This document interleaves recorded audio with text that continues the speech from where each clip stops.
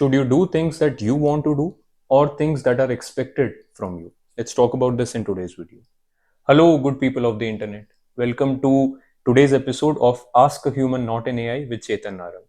Today's question, which is an anonymous one, is this. I work in the IT sector, married from the past 4 years, 31 years old, no kids yet, and now feeling the pressure of it too. I get the perks of working from home. That's really helped me, and thankful to God that I got into reading books and listening to so many good stuff about life from yours and others' podcast. Thank you. My question is, what do you think is more important in life? Doing things that give you personal satisfaction or pleasure, or working hard and doing what is expected out of you? That is the question, isn't it? I don't think it's an easy question. I don't think there is a one size fits all answer to this question.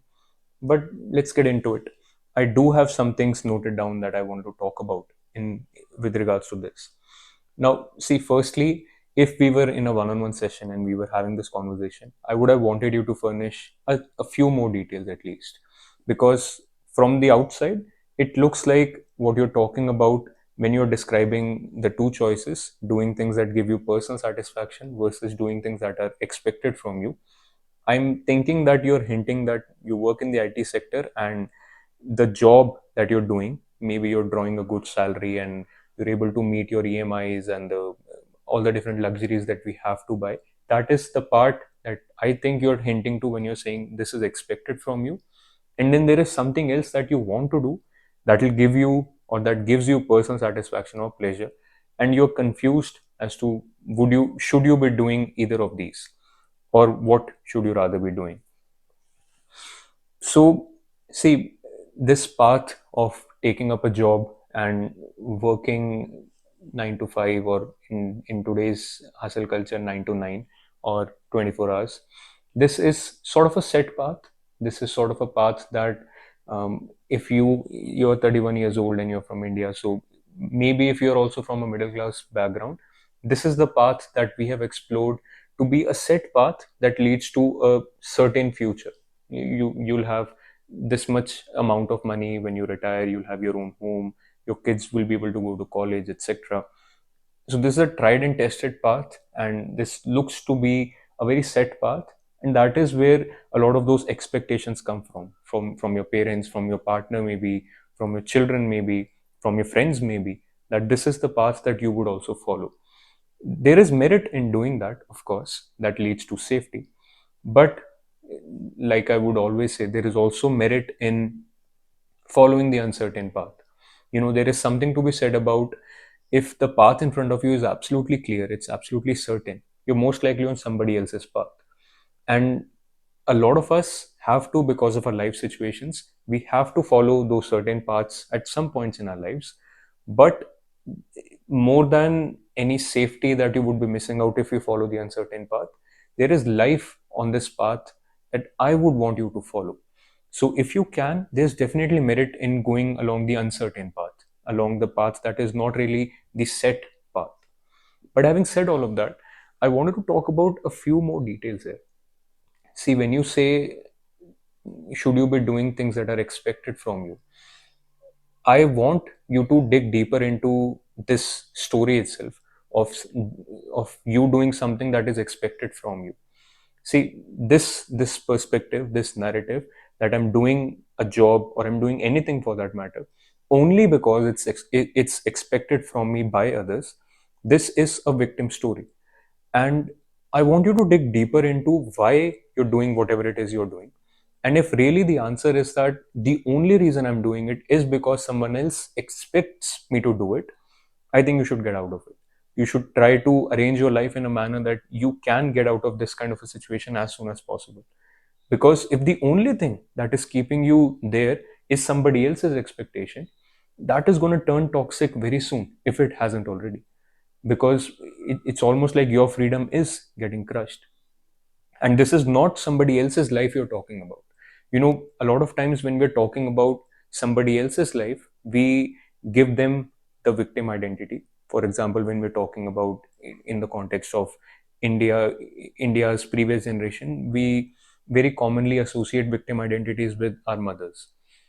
And I'm not going into whether that is true or not, but if you are the person who is getting prescribed this victim identity in the story, you need to get out of it as soon as possible. And therefore, in the situation that you say that you are maybe doing this job or doing this work only because it's expected out of you and no other reason at all, you need to get out of it. And having said all of that, I'm pretty sure for a lot of us, this is just a story. We are not doing our jobs only because it's expected out of us by others. We ourselves have also put up so many expectations around what our life should be, what our life should look like now and in the future, which leads us to do all of these things in the manners in which we do them. So, firstly, I would want you to dig deeper into why you're doing whatever it is you're doing. If the answer is this is only being done because of the expectations of others, get out of it as soon as possible.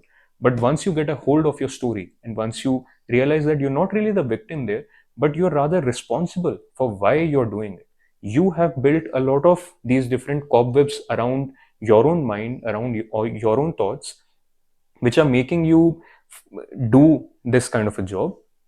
That is when you can actually start to own up to it, and then see whether you want to keep doing it or not, whether you want to get out of it, etc.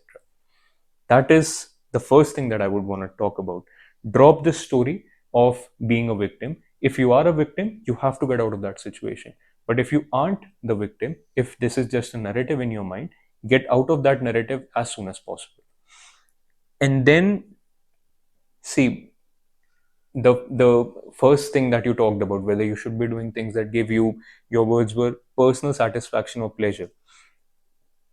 I would want, I would say that yes, it's obviously better to do things that you want to do, but the words that you've used, personal satisfaction or pleasure, they're kind of hinting me that I should warn you. I think what you're getting into is that you're thinking that it's going to be all rosy on this side of the lawn, as if you're doing what you want to do, what you think you want to do, firstly, if you're doing that, it's going to give you satisfaction and pleasure. See, satisfaction and pleasure are both very temporary things, and there are going to be ups and downs no matter what you're doing, whether it is a job, whether it is your own career, whether it is something that you've chosen for yourself, etc. It's going to be hard on both sides of the lawn.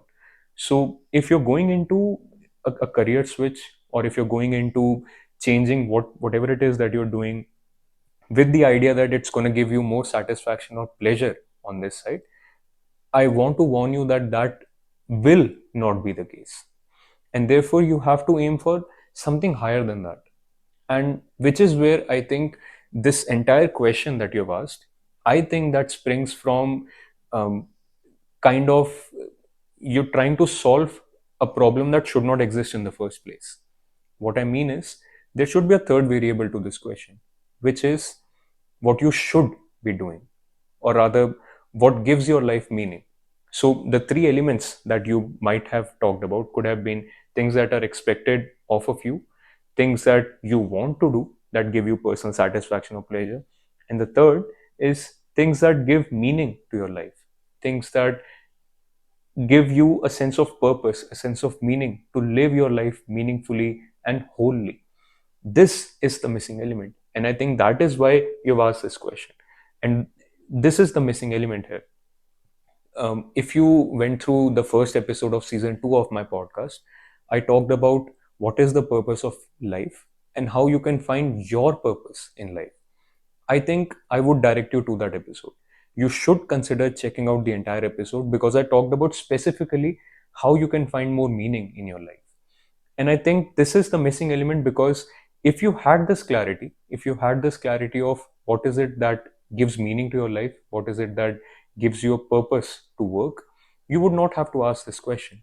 You would not have to ask permission from your parents, your partner, me, or your children, or anyone else for that matter, because you would know that this is what I have to do, not just this is what I want to do for my pleasure or satisfaction, but this is what I have to do. This is calling me out. This is giving my life more meaning and more purpose. And this is therefore the missing element.